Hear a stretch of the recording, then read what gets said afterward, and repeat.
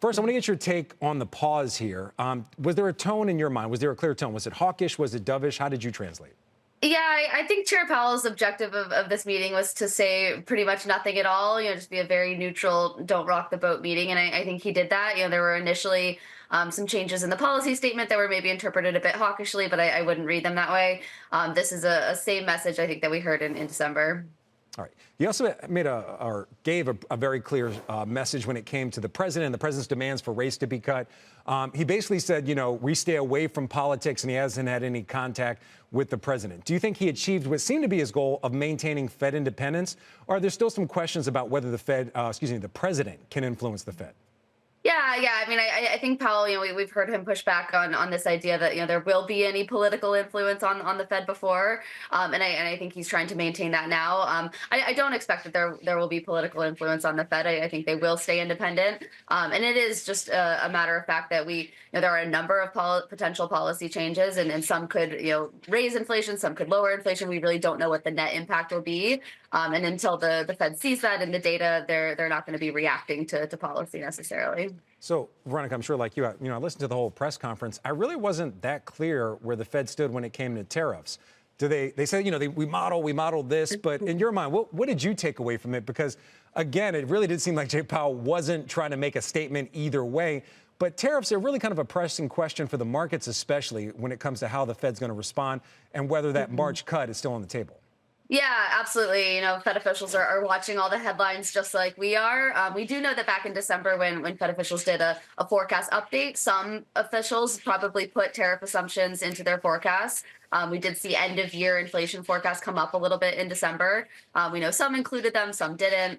I think for right now, they're just in this wait and see mode, just like we are.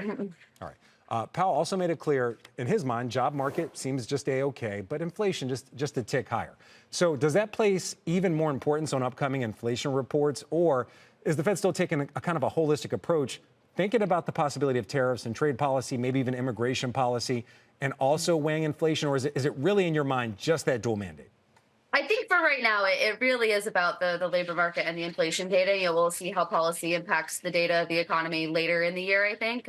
But for right now, yeah, I think it's really about the next couple inflation readings. We're getting into the start of the year. We'll get a core PC inflation reading tomorrow, which I think should look pretty favorable, something close to 2% on an annualized basis, the monthly reading that is. But as we get into the start of the year, we know that there's some residual seasonality. There's been some strength in Q1 before. We'll see if that repeats. I think if that doesn't repeat, that's a much more favorable picture of slowing inflation than just a couple months ago.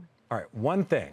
Jay Powell said rates are in a good place. You're someone with a very educated opinion. Do you agree? Do you believe that right here is a good place, or do you think that some of the things we're seeing in the job market, especially hiring slowing down, the idea that inflation is probably just a bit more stickier than we all thought it was going to be? Do you think there is a need for some type of an adjustment of philosophy for the Fed? Yeah, I think it's a tricky place for the Fed. Of course, we've had 6 months or so of data that look like the unemployment rate moving sideways. But I do think rates are still restrictive. I think Chair Powell thinks that also.